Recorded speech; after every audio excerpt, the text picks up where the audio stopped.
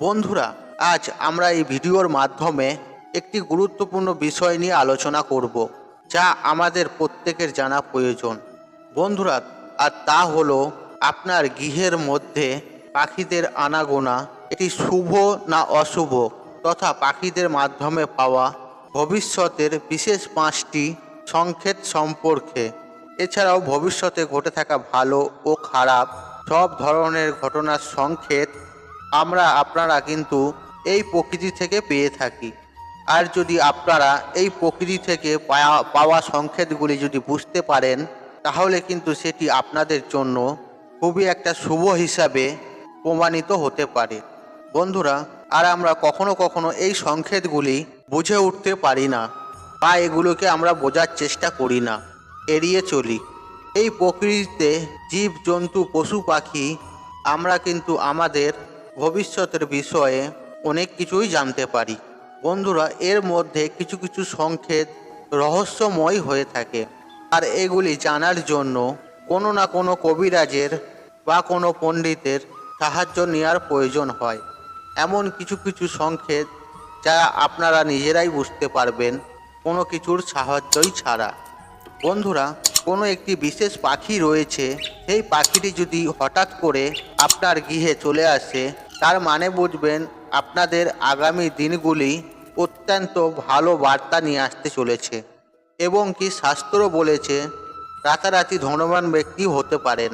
বন্ধুরা, জ্যোতিষশাস্ত্র অনুযায়ী এমন কিছু সংকেত রয়েছে যেগুলো আপনাদের জেনে রাখা অবশ্যই প্রয়োজন। এই প্রকৃতিতে থাকা যে কোনো পশু পাখির সঙ্গে কোনো সংকেত যদি পেয়ে থাকেন, তাহলে আপনাদের আগামী দিনগুলি কি ঘটতে চলেছে সেগুলি কিন্তু আপনারা খুব সহজেই একটা অনুভব করতে পারবেন। বন্ধুরা, এই পাখিদের কণ্ঠে মধুরতা ও পবিত্রতা মিশে থাকে, যা শুনলে মনে অত্যন্ত শান্তি বজায় থাকে। এমন কিছু কিছু পাখি আছে, তারা যদি মধুর সুরে ডাক দেয়, আপনাদের কি ভালো লাগে, এবং তাদের আওয়াজ যদি আমরা মন দিয়ে শুনি, মনে প্রচুর আনন্দ সৃষ্টি হয়। এই আনন্দ প্রকৃতির আনন্দ। আর বন্ধুরা, এ কথা সত্য, আজকের দিনে পাখিদের আনাগোনা অনেকেই কিন্তু একেবারে কমে গেছে। দিন প্রতিদিন এদের অস্তিত্ব কম হতেই চলেছে। চলুন বন্ধুরা, ভিডিওটি শুরু করা যাক। তবে ভিডিওটি শুরু করার আগে আপনাদের বলে রাখি, আপনারা যদি আমার চ্যানেলে নতুন হয়ে থাকেন, তাহলে চ্যানেলটি অবশ্যই সাবস্ক্রাইব করুন এবং পাশে থাকা নোটিফিকেশন অন রাখুন, কারণ এই রূপ নিত্য নতুন ভিডিও সবার আগে দেখার জন্য। আর আপনি মনের ভক্তি রেখে কমেন্ট বক্সে জয় মা লক্ষ্মী লিখে কমেন্ট অবশ্যই করুন। তাতে আপনার বাড়িতে এই শুভ পাখিরা আসলে ভালো সংকেত দিলে আপনার মঙ্গলময় হোক। চলুন ভিডিওটি শুরু করা যাক। বন্ধুরা, আজকে আমরা জেনে নেব এই পাখিরা আমাদেরকে বিশেষ কী সংকেত দিয়ে থাকে। দেখুন বন্ধুরা, প্রথমেই যে পাখিটির কথা বলবো সেটি হলো কাক পাখি।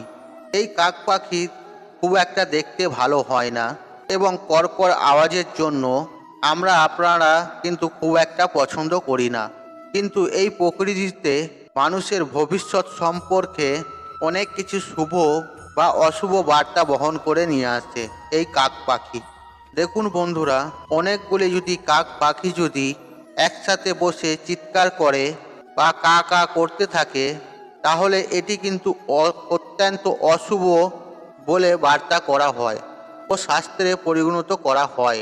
আর এর অর্থ হলো একসাথে অনেক কাকের আওয়াজ হওয়া মানে সেই জায়গাতে সেই সময়ে কোনো একটা বড় ধরনের বিপদ ঘটার যোগ সৃষ্টি হতে চলেছে। সুতরাং সেই স্থান থেকে তৎক্ষণাৎ চলে আসাই ভালো। বন্ধুরা, অন্যদিকে যদি কোনো একটি কাককে জল ভর্তি পাত্রে জল খেতে দেখেন, সেক্ষেত্রে এটি কিন্তু অত্যন্ত শুভ সংকেত বলে গণ্য করা হয়। এর ফলে গৃহে সুখ শান্তি সমৃদ্ধি বজায় থাকে।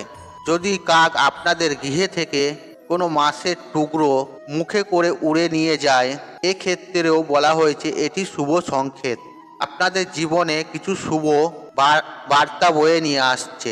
বন্ধুরা, আপনারা ছোট্ট একটি মাটির পাত্রে জল ভর্তি করে আপনাদের গৃহেতে বা বাড়ির ছাদেতে অবশ্যই রাখবেন।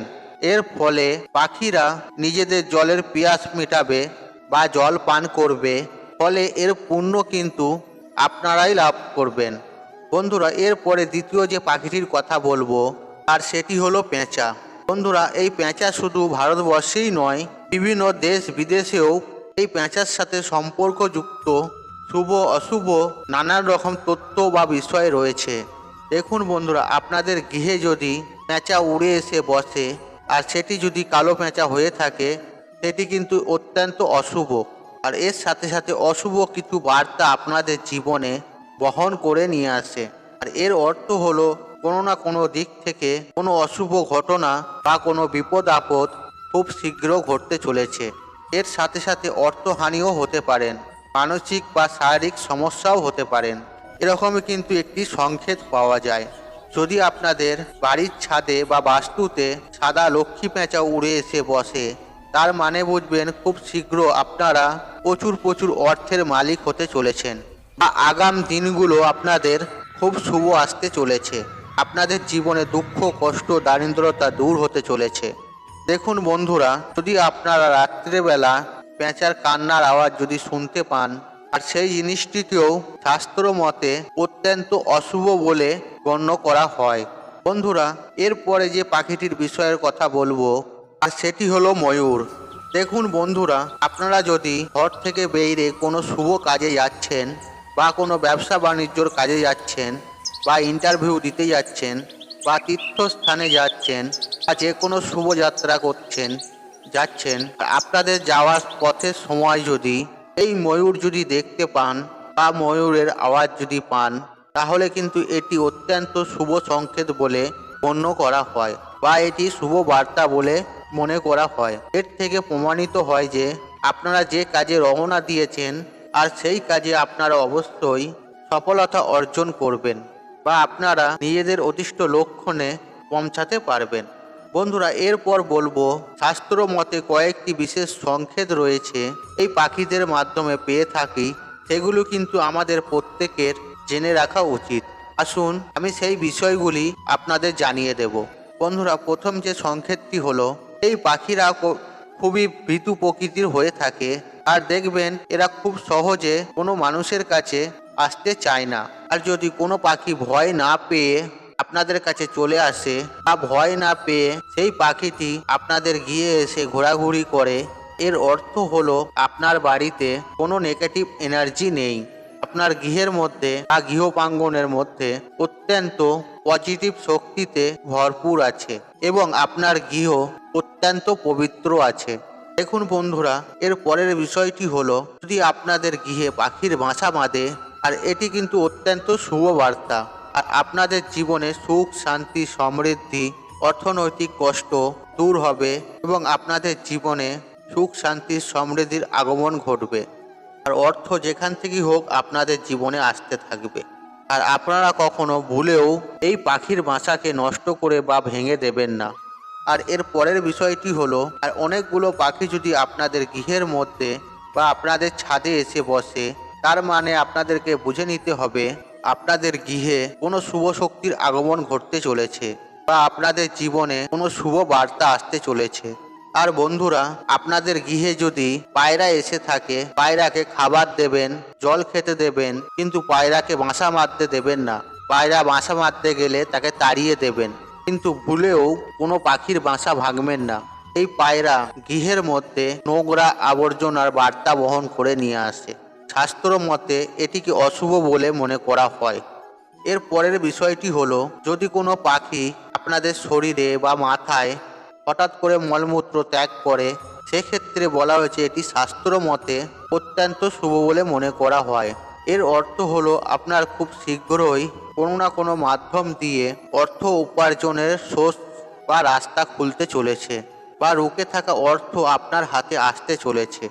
আপনার জীবনে ধন সম্পত্তি বৃদ্ধি হতে চলেছে এবং আপনার জীবনে অর্থ উপার্জনের প্রচুর প্রচুর পরিমাণে যোগ সৃষ্টি হতে চলেছে।